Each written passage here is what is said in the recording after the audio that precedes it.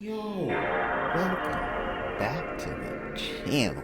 Y'all already know I've been getting more and more into Encanto lately. I enjoyed the movie deeply. The music took different meaning to me after I watched the film. And now at this point, I want to get into some theories about the story of Encanto. Some things have been suggested to me, and of course, some theories have popped up in my recommended. Today, I'm going to be watching the film theory about Dolores. If you enjoy me reacting to Encanto theories and you want to see more, hit that like button and subscribe today. Join the 8 aliens. Let's go ahead and get into it. Everyone keeps talking about how Encanto doesn't have a villain. Well, everyone is wrong. Dolores is the villain of Encanto, and I'm about to prove it. Ooh, here we go. Oh yeah, we're getting into the meat and potatoes. Hello, here. Internet! Welcome to Film Theory, where I'm doing this video to justify the hundreds of hours of my life I've spent watching Encanto. That's not even an exaggeration. Encanto is my 3-year-old Ollie's first ever movie obsession. Aww, Ollie's getting big, man. Excellent choice on his part, couldn't be prouder. But if you know how 3-year-olds work, you know that it means I've watched this thing so many times that I'm approaching the heat death of the universe. Everyone is his favorite character. Every song is his favorite song. And at this point, I've had to explain the cracks in Casita so many times that the kid is well on his way to becoming a structural engineer. I don't quite have the heart to tell him that hugs won't repair drywall. We'll have to save that lesson until he turns 4. Obviously, I'm joking. Casita isn't made of drywall, but rather a combination of stone, bamboo, and clay in the traditional Latin American construction style called Baja Rec. You can actually see the bamboo structure here while Mirabel chases Bruno through the walls. That said, when Casita collapses, you don't actually see any of the bamboo, or really any of the interior structural components of the house. Instead, it's just a lot of stone and plaster. Where did the inside of this house go, Disney? Could it be Casita's magic? Could it be secret hidden lore? Could it be that I've watched this movie one too many times? Yes, definitely the last one. As you might have figured out, around watch 37, I started to notice some crazy details inside this thing to help keep me sane. Like here, where Tia Peppa covers the ears of a stuffed teddy bear while she's talking about he who shall not be named. Or here, where it looks like they gave Mirabel's father some hidden Mickey ears. Or how the closing song literally brings together every other song from the show while also giving me some strong Spring Awakening vibes. But the stars don't shine, they burn. All the things his mama.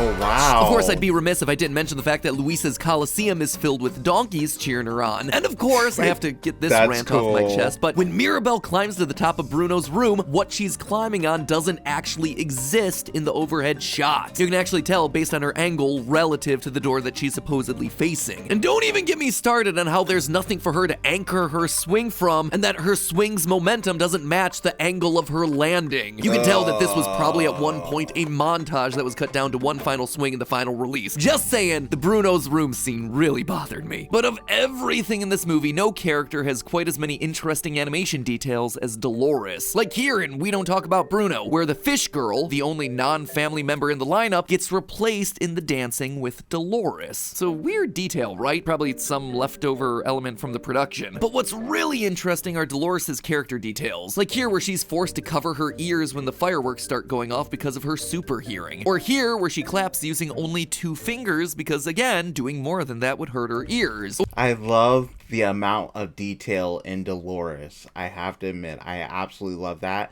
But now it's starting to freak me out just a little bit. It's gonna completely change the way I look at this film. Or here, where she casts an evil side eye to her cousin Isabella.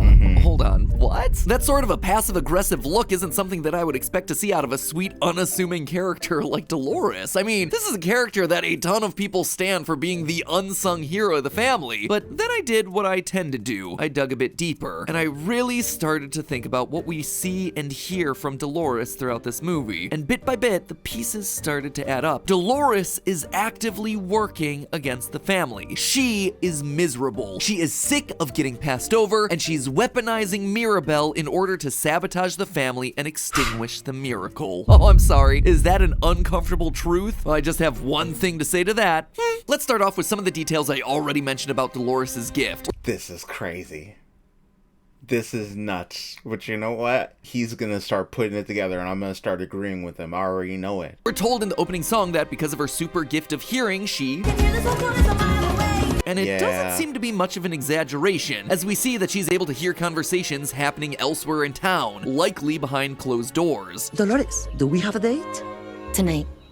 He wants 5 babies. And while that seems like it'd be a cool power in theory, in actual practice, weird. this thing would be miserable. Her sound sensitivity... It sucks because so much of my reaction to the movie got cut out, but I remember saying or commenting about how weird that was, that she was able to hear that. And that she was able to just do it like that while they were sitting there having seemingly breakfast outside. It doesn't seem like it's able to turn off, as it makes her actively recoil when things like fireworks go off around her. As a result, we see that she's constantly hearing information that she doesn't want to be picking up. No one has to know. I know. It's also something that scientifically would slowly be driving her insane. You see, the amygdala is this little group of neurons roughly in the center of the brain that helps us with emotional responses, specifically when processing fear responses. When she cowers because of those fireworks, boom! Big ol' shot of amygdala activity as her fight or flight response kicks in. Because those sorts of jarring sounds are important for a human's survival, they tend to jump the line, so to speak, when it comes to processing. It's actually... I'm glad that I did at least fit in my Encanto reaction that I felt for Dolores, and I felt like she was probably being tortured. Like, no, that's not a miracle. That seems like a curse. Actually believe that that's one of the reasons why the amygdala is in the center of the brain. It gives it close proximity to all the other important functions of the brain, again, to jumpstart our survival instinct. The thing is, because Dolores' hearing is so good, she would actually be inundated with these sorts of inputs all the time, experiencing a constant sensory overload. We're talking about someone who can literally hear an eye twitching from a completely different room of the house. The only one worried about the magic is you. And the rats talking in the walls. Oh, and Luisa. I heard her eye twitching. Hold on. Her life spent hearing everything in the town and walls around her would be miserable. She'd barely be able to focus on anything or get a night's rest. But it's a blessing. It can't be that bad. These powers are meant to be a miracle, I hear you saying. And sure, some of the powers are admittedly really cool. But Dolores, Tia Peppa, and Bruno, well, they got the short end of the stick on that one. Healing with food, great. Super strength, awesome. Controlling the weather, fine, in theory. But having your own private rain cloud follow you around while you're in a bad mood, thereby making your bad mood even worse? Yeah, that's gonna suck. I mentioned that too. It's not cool to have a visible rain cloud above your head when you're emotional. No. Clearly the face of someone feeling #blessed. And it's worth remembering Tia Peppa is Dolores' mom. Bad powers just seem to run on that side of the family, I guess. Bruno, meanwhile, got himself a gift that literally gets the entire town to hate him and has affected him mentally to such a degree that he feels like he must constantly perform superstitious luck rituals. That is not a blessing. Also, can we just talk about Bruno's room? The giant cliffside of stone, a room that was, again, bestowed upon him by the miracle. Yeah, that sucks too. Even the movie acknowledges this one. I left my tower, which was, a lot of stairs, and Dolores? Well, as we discussed, while everyone else is clapping and watching fireworks, she's waving her fingers around and covering her ears. When everyone else is peacefully eating dinner, she's forced to listen to her unrequited love talk about his proposal plans. Her life sucks. While Mirabel feels sad about not being special in her superpowered family, Dolores has it so much worse because she has powers that actively work against her living a happy life. If saving herself and her mother, Tia Peppa, from these miserable cursed powers isn't a motive to try and end the family's magic, I don't know what is. Oh wait, I do know another motive for Dolores. In addition to, getting herself out of the immense sensory overload that she's constantly being subjected to, destroying the magic also might help with the whole unrequited love thing. In We Don't Talk About Bruno, we learned that Bruno's prediction for Dolores was that Mariano be betrothed to another. aka Isabella. It's likely that Dolores could want to destroy the family's magic in an effort to either A, derail Bruno's prediction, or B, sabotage the engagement with Isabella, thereby allowing Mariano to be free for her. I mean, we see how eager she is to scoop him up when he becomes a free agent at the end of the movie. Have you met Dolores? Okay, I'll take it from here. Goodbye. But working against the family to do it? It seems like a bit much, right? Wrong. Completely changes my entire idea of Dolores. Let's actually go back to the moment that I mentioned in the intro, her evil side-eye to Isabella. Watch the scene. When asked whether there's a date for Mariano's proposal, we get this. Dolores, do we have a date? Tonight. He wants 5 babies.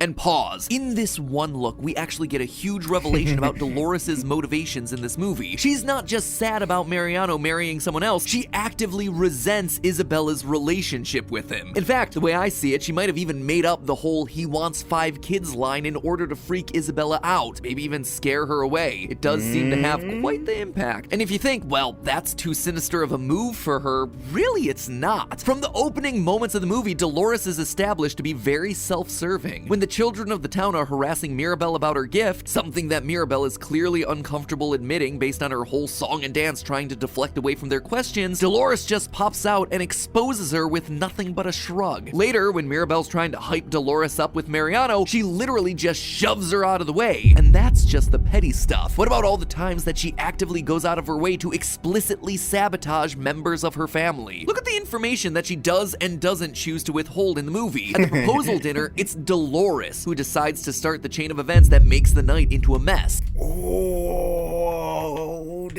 he's not Members of her family. Look at the information that she does and doesn't choose to withhold in the movie. At the proposal dinner, it's Dolores who decides to start the chain of events that makes the night into a mess. Despite knowing the chaos that it would cause, she actively passes on the information about Mirabel finding the vision the first opportunity that she gets. And instead of staying quiet, at the climax of the meal, she blurts it out. Isabella found Bruno's vision. She's in it. She's gonna destroy the magic, and now we're all doomed. Why? Why would she do this? Because she's a gossip that has no self-control? No, that's not a good enough reason. In fact, the movie tells us exactly what's going on a couple minutes prior. Go back to the lyrics of We Don't Talk About Bruno. In the final round, while everyone's singing a reprise of their earlier verses, it's tricky to make out Dolores' lyric, but her words actively change from the first time she sang it. The first time it goes, "He told me the man of my dreams would be just out of reach, betrothed to another. It's like I hear him now." But when she sings it again, it changes. "He told me the man of my dreams would be just out of reach, betrothed to another, and I'm fine, and I'm fine, and I'm fine, and I'm fine." She repeats it 4 times. Something tells me that she's not actually fine going into that dinner. And while she's more than eager to share that bit of information with the family to ruin the proposal dinner, look at what information she chooses to withhold from everyone. She doesn't stick up for Mirabel the first time the cracks appear. Again, this is someone who can literally hear an eye twitching, and yet she doesn't hear any of the cracks that have been forming in the house since Bruno left and since Mirabel's failed gifting ceremony. That is frankly not possible. Wait, have you been in here?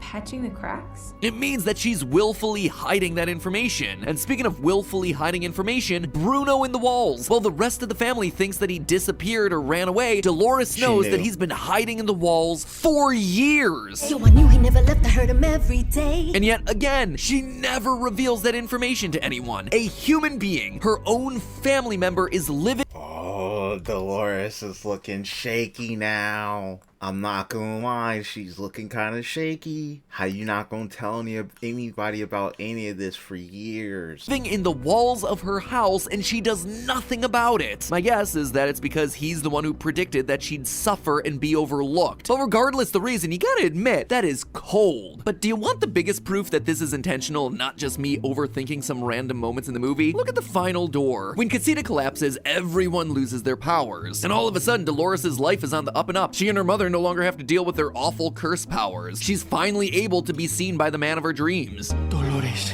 I see you.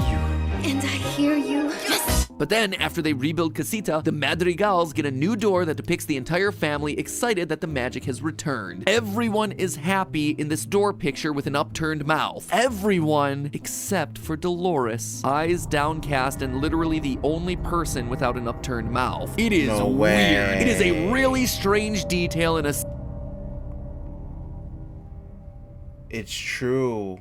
She looks sad.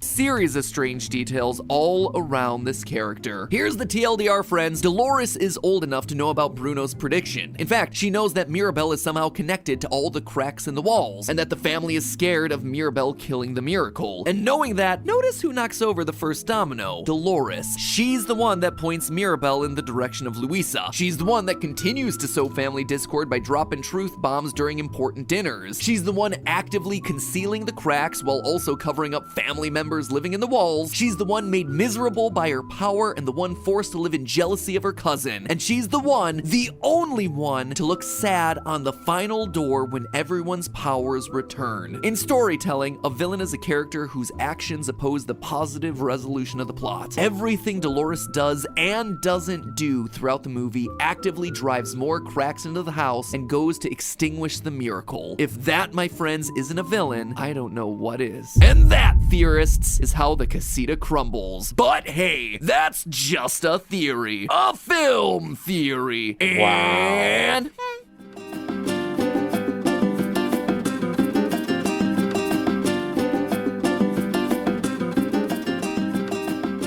What an interesting theory. So the true villain of Encanto could be Dolores. Did not see that one coming, but I will say that her abilities were really strange, and I thought that that was off from the very beginning when I watched the movie. So that part wasn't that crazy to me. It's not that crazy for me to wrap my head around this theory. What do you think about Dolores? What do you think about some of the other characters in Encanto? Are there theories about other characters in Encanto that you would love for me to check on the channel? Let me know in the comments section below. Of course, if you enjoyed my reaction to this theory, hit that like button and subscribe today. Join the Nate Aliens. Thank you very much for watching this with me. I appreciate you all being here. I will see everyone in the next video. Peace.